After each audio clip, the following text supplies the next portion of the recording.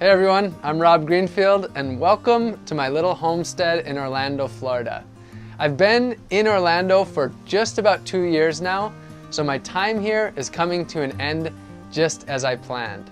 But before I go, I want to give you one last tour of my little homestead and share my life and why I've designed things this way. So welcome in, and I'm going to show you around.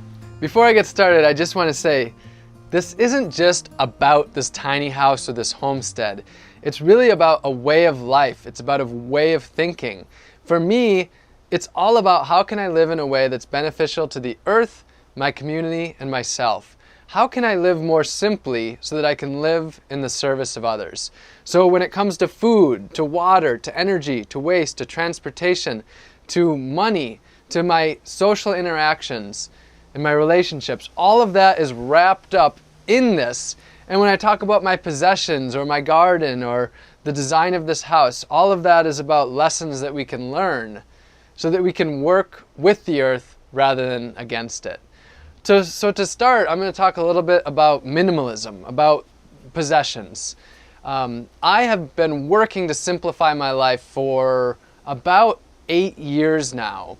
And I went from having a large number of possessions, a 3-bedroom apartment, slowly transitioned, and I actually ended up getting my life down to just 111 possessions, all of which fit on my back in a backpack. And then on a bicycle, biking across the country. But now, living here in Orlando, I accumulated more possessions because you tend to do that when you have a space, but also because I have embarked on this year of growing and foraging all of my food, it's required a lot of possessions. So not as minimal as before, but still very minimalistic. I'm going to show you a few things. Here's my clothing shelf. So as you can see, very few clothes. The idea of this is really, do I need a lot of clothes? Do I really need to impress people through the clothes in my body? No. They serve a purpose. They serve a very simplistic purpose, and often, as you probably know, I'm wearing as few clothes as possible because I just believe in the natural usage of the body. So that's all of my clothes right there, except for maybe 1 or 2 shirts or underwear that are ready for the laundry. Here is another part of my possessions. This is kind of the natural hygiene. I woke up to all of the things that I was putting on my body and in my body and realizing that they were not things that I needed to have on my body or foods that I should be putting in there, or not actual foods, like food-like substances. So I started to think about, the shampoo, the conditioner, the body wash, the face wash, the deodorant, and all of that. And I just realized that I didn't need most of that. The body functions without them. So you'll see there's not a lot here. I have a toothbrush and toothpaste. I use a natural toothpaste that's biodegradable. It's in a plastic container. I do minimize my plastic and I do live a pretty zero waste lifestyle, but this is actually one of my luxuries. I love my toothpaste. I use, as far as washing my clothes, I have what are called soap nuts here. So these are natural soap. It's a nut or a sperry that grows on a tree and creates a soapy substance to wash clothes with. And when you're done with them, they're biodegradable, and I can literally take this and throw it right into the yard. So a pretty zero waste way of washing clothes. I have my dental floss. This is actually made out of silk, so again, biodegradable, goes into the compost bin, no garbage is made. And then I have my essential oils. Lavender is one of my absolute most important essential oils. It really is relaxing and calming. I like to use it every night before bed and multiple times throughout the day. I have natural sunscreen, and this sunscreen is actually so nice that I want to put it on. Mostly use it for my nose, and I don't like the toxic sunscreens. And was avoiding them for a long time, but a friend of mine made this, and it's so nice that I actually enjoy putting it on. So a few other things. I live in a very noisy city with minimal insulation, open windows all the time in the Florida heat. So earplugs are key. I live right next to 2 airports. There's leaf blowers and lawnmowers, busy roads. It's been a challenge living here in the city, to be honest, and I'm ready to leave. But the earplugs have been something that's been really helpful. We have a lot of light pollution here, and it's so light that I can actually read my books. I can read the name of all of my books on the bookshelf with all of the lights off at night. It's that bright coming in here. So I also have eye mask, and then there is fingernail clippers, and then this is a manual hair cutter. So it no electricity. I try to minimize my electricity usage, so it actually works just like that. I'm not going to do it right now because I don't want to cut my hair at the moment, because then I'd have to cut all my hair. But just as simple as that, I can do it on my arm. Just works just like that. So, and of course, this is also zero waste. I do not put myself in the landfill. I haven't really come up with the statistics, but if you thought of all the hair that you put in the landfill, and all of the skin cells and all of the times you blow your nose and all of that, there's probably enough cells to make up multiple of you in the landfill. To me, that just doesn't make sense. My body goes back to the earth where it came from. None of it goes to the landfill. So when I cut my hair, that hair is composted or just put into the yard. Pretty simple concept, but not one that, that is really practiced by mainstream society. I also burn sage and sweetgrass and cedar. So that's just a way to relax, to get myself centered. So very few material possessions. Under my bed here, I have some storage, and I have some possessions here as well.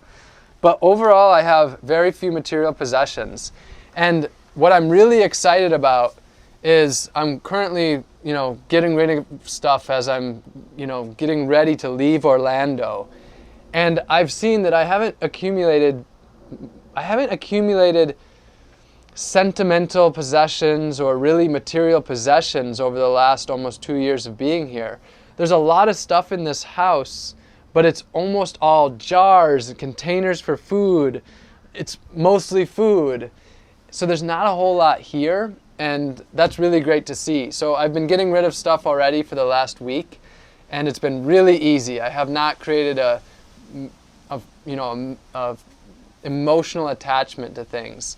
And that's really the goal. It's just by not being attached to material possessions, it allows me to live a life that's just truly present wherever I am in the world.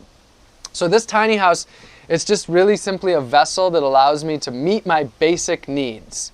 One of my basic needs is sleeping. So here's my bed. It's a futon that I bought used, and it works as a couch, and it works as a bed as well. This blanket I actually got off the side of the road. I've been using it for over the last year. The pillow from a garage sale. So, really simple, really basic stuff. The house, is built with 99% secondhand materials for under $1,500, all with friends. So, pretty basic design and simplicity.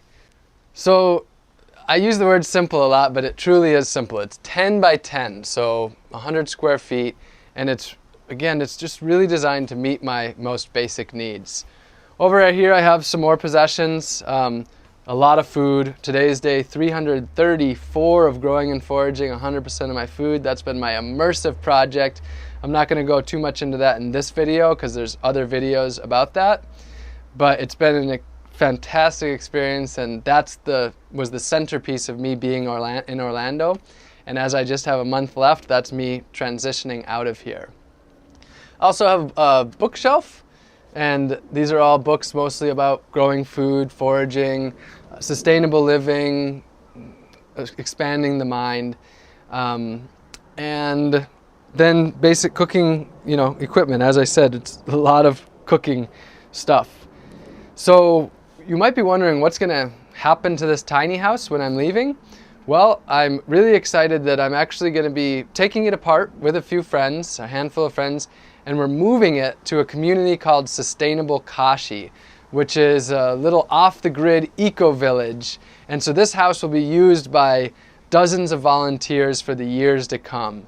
So rather than it sitting in the backyard here where it might not get used a lot, it's going to be there, and it's going to be a part of a great purpose where people can immerse and learn about sustainable living and live in my old house. So actually, if that interests you, look up Sustainable Kashi and maybe you can do their 3-week volunteer program where you learn about organic farming, and maybe you'll get to actually live in this tiny house there. So I'm in Florida, and so I designed this house to be a Florida house. So people ask a lot about, what about doing this in cold climates? So if you're in a cold climate, there's a lot of ways to live sustainably. One could be a log cabin with a wood stove. There's straw bale houses. There is designing the house with passive solar for heating and cooling. So if you're in a colder climate, a temperate climate, you're going to do this in a different way. I can only be the example of where I am, and so that's what I've designed this for. I don't have insulation because it's not so necessary here. It would have been nice. But I designed this for Florida. And Florida has its challenges. Don't believe that it's just like paradise down here. The mosquitoes, the extreme heat, it is challenging. But just keep that in mind. Everything that I've designed here is to meet my basic needs here. And what we need to do as individuals is we need to adapt and adopt things to our climates. So on that note, let's actually head outside where I spend a lot of my time. So I've designed my life around living largely outside because you can do that here in Florida.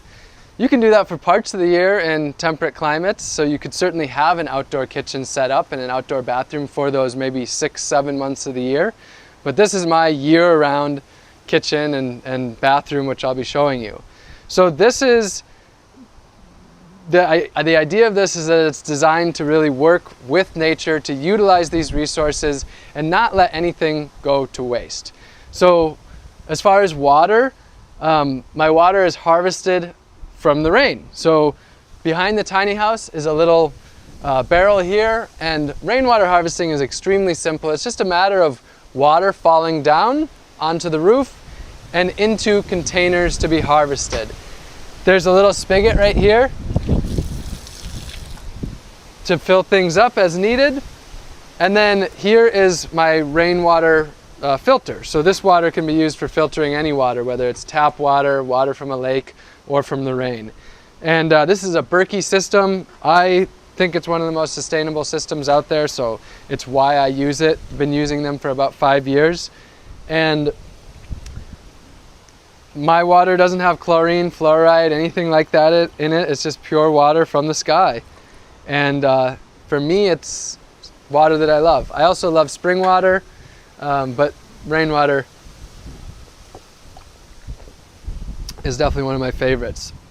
So the sink is also powered by rainwater. So it sits in this barrel back here, comes out this faucet, very simple system, no electricity or anything of that sort. And then I have my sink, and then this water drains. I usually have that filled up, and then it just simply comes down, and this does not go to the sewer. Instead, all of my water stays on site, and this water just goes to the back, and then right now it's flowing out, and then food is grown back here. So this is called gray water. So rather than making it someone else's problem and sending it off to a wastewater treatment plant, it's used to keep the fertility and the water on site and not to put pollution out. So I have taro, turmeric, and there's some papaya trees growing back there as well. So water is kept on site to grow food. As far as cooking, my main source of cooking has actually been a propane stove. This gas is likely from fracking, something that I really do not support. I have not been successful at living a life that's fully off the grid or fully sustainable. It's extremely hard to do that in the world that we live in today. What I do is I do a much better job than I used to do, and that's always my goal. Is I don't try to do anything perfectly, I just try to do a really good job. So it's a message of moderation. It's not 100% of anything necessarily. It's not extreme. Sure, acorns on the roof. That might be one of my recommendations, is don't build a metal roof under an oak tree, because it can be pretty disturbing, especially early in the morning. But so I may do sort of extreme things, but my message is just moderation. It's what we can do to live in a way where we use our resources wisely and don't destroy the very home that we have. So, you know, the propane stove is not something that I like to use, but it's one of those things that I do. And it's hard to do a perfect job, but I accept that. I have my hypocrisies, I accept those hypocrisies, I embrace them, and I just strive to do better. I also have a solar oven. I cook over fire, and I did have a methane biodigester to turn food waste into cooking gas, but I got rid of that as I'm transitioning away, and that was donated to Sustainable Kashi as well. Actually, that's where a lot of things will be going. My books will be used there as well. So when I leave here soon, I will leave here with almost no possessions, and most of it will be donated or used, or some of the stuff that I bought used, I will sell used again. So just a cycle of continuing the usage of stuff and not creating garbage. So speaking of not creating garbage, this is the compost right here. So I create very little garbage. That's a term that's called zero waste. So this is my trash for, you know, the last 5 days or so. I create very little garbage. I use the can that's here, that is the landowners, you could say, garbage, since it's very little. Because most of what I do is I compost. So food waste goes into this bucket, which is then brought over to the compost bin. Things like my dental floss, which is made of silk. There's the cardboard and paper, the yard debris, all is composted and not sent to the landfill. Simply composting is something that we can all do that would make a massive change in the world. One little tip, a lot of people worry about the smell, and fruit flies. Here in Florida, we deal with fruit flies big time. So what I've done, you can see, I actually fill it most of the way with water. And that way, anything that's below the water line, the flies can't get to. So you'll see, like, this is 4 or 5 days of compost, and there's very few fruit flies here. So from here, the compost goes over to my compost bin.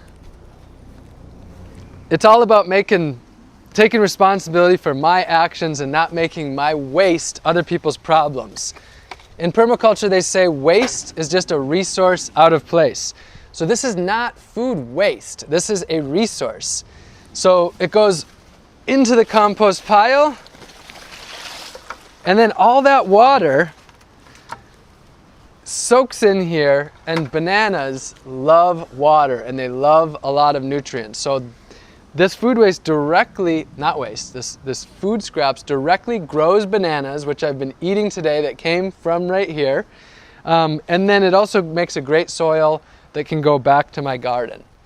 So, you know, one of the big things that I kept coming back to in life, I kept seeing that today, in 2019 and the 21st century, things are so easy and they're so convenient. And I had to keep asking myself, why are things so easy and convenient?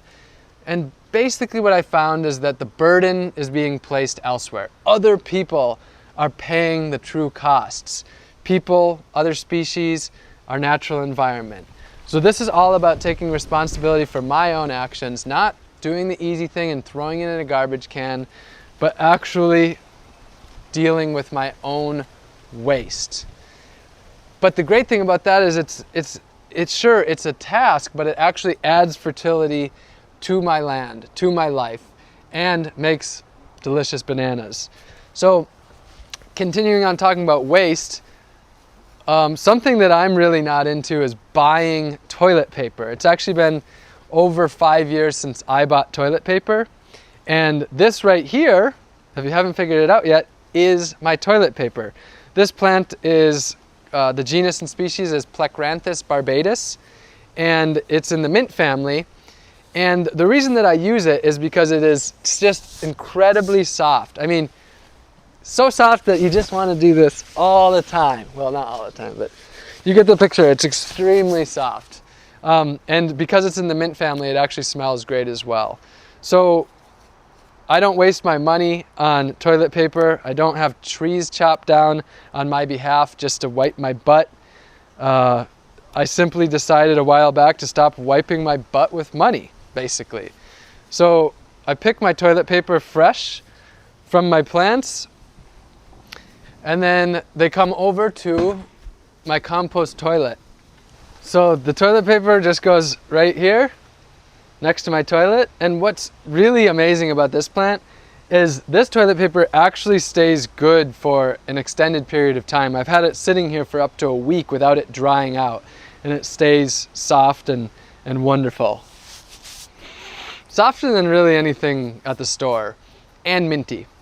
And what's amazing about it is if you pick it on a dewy morning, it holds that dew and actually serves as a wet wipe. So this is nature's toilet paper and nature's wet wipe if you're into that. I've never been into wet wipes. I just don't find it necessary.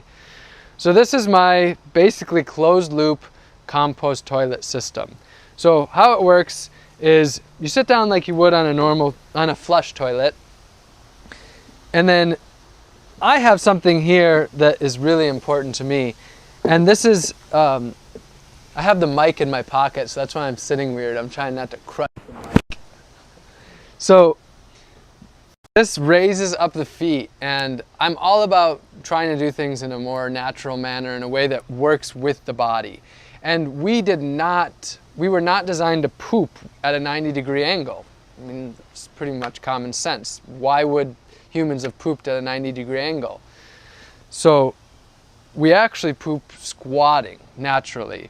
So this helps create that squatting position, and it flows out so much more easily. There's things you can buy. I think it's called a squatty potty, but you don't need to buy it. This is just some 2x4s and a piece of wood on top of that. It's about designing things really simply. So poop goes in here. Toilet paper goes in as well. And then instead of flushing, because there's no water in this system, I have a bucket of sawdust, and you can use any carbon. It could be dried leaves, sawdust. In the past I used, when they ground the stumps of trees in the neighborhood, I picked that up. So the carbon source just goes onto the poop, and I'm actually going to have you look in here. You'll see this is actually full. This is full of poop and sawdust, and there's very few flies. You can't see, but there's no smell, and the system works extremely well as long as you have enough of the carbon source, which absorbs the smell and absorbs the moisture. There are systems that you can spend thousands of dollars on that work indoors. You can use these indoors as well, but there's all sorts of systems. This is just the one that I use. I keep things quite simple. Now, as far as pee, I have had a system set up here where there was a 5-gallon bucket and water, where you'd pee in it and that would dilute it, and then you would pour that on plants to water them. But instead what I do is I planted a banana tree here, and I simply pee not on the banana tree, but around the banana tree. The banana tree is mulched all around it, and that mulch, that carbon, absorbs the nitrogen. No smell. Bananas love a lot of nitrogen. So this is me taking responsibility for my waste, which is not waste in permaculture. Waste is just a resource out of place. So I'm putting it in a good place, and my pee will be used to produce bananas. As far as where the poop goes, I put it into the 55-gallon blue drums, and then that is brought to Sustainable Kashi, where it's put on their fruit trees and it's used to grow food. So again, my poop is used to grow food and is not wasted. So continuing on with talking about hygiene, what about showering? I'll take you over to the rainwater shower. So this is the rainwater shower, and as I do with most things, I kept it very simple. Harvesting water off of the roof. I love this water because there's no chlorine, no fluoride, any of that stuff. It's just water from the earth, collects into this barrel, And then I fill up a 5-gallon bucket. And then I have a bowl in there and I just use the water and then I just pour it over my head. And that system works really great. I love being outdoors. I almost never take showers in people's houses. I feel like I'm in a cave usually. Right here, I'm out, I'm in the air. And speaking of hygiene, that's one of the biggest things, you know, talking about smell. First of all, I think a little smell is fine. It's natural, it's not a big deal. But second of all, one of the things that I think reduces smell greatly is exposing to the air. You know, feet aren't naturally smelly. It's because they're cramped up inside of shoes. And armpits are a lot less smelly when they get plenty of time outside and they aren't all the time stuck up in clothes. So just a natural mindset totally changes a lot of these things where we think we need products and such. So that's the simple shower. And of course, next to the shower is a banana plant, and this absorbs the water. This is about 4 months, 5 months old, and hopefully within the next year that will be producing bananas with my rainwater, with my shower water. And then as far as transportation, I bike mostly. So I have what are called panniers, which are bike bags that go onto a rack, which allows me to run errands and do all of that stuff. So I live without currently any bills, no debt, no credit card, no bank account, no driver's license, no car, extremely simply. And there's a lot more that I want to tell you about those things, because a lot of people wonder, well, how do you manage this financially? How do you make money? Whoop. And what are you going to do when you get old? And what about health insurance? So I'm not going to go into all of that in this video, but in the next video, I'm going to go into those questions that I get asked all the time. And some of those foundational frameworks of how do I manage to live this life outside the system? Because this life is very much outside of the system. So how do I manage that? And again, all this is about living in a way that's beneficial to the earth, my community, and myself. Everything that you saw here was simply designed to streamline my needs, to make them as simple as possible, and live in a way that I can dedicate my life to the service of others, to the service of the earth, to my community and the other species that are out there. So I will cover more in the next video. This is almost goodbye to Orlando. It's been wonderful to be here. You all will continue seeing me. I don't know exactly where I'm going next. I don't know where I'll be settling down next, but you will be seeing me on here. Again, if you've gotten inspiration from this video, if you've gotten a lot of knowledge out of it, then I encourage you to subscribe if you haven't already. Make sure you share this video with friends. Hit that like button to spread this out throughout YouTube. And also leave some comments and I'll try to answer most of them. So I love you all very much. Great to see you, and see you again soon.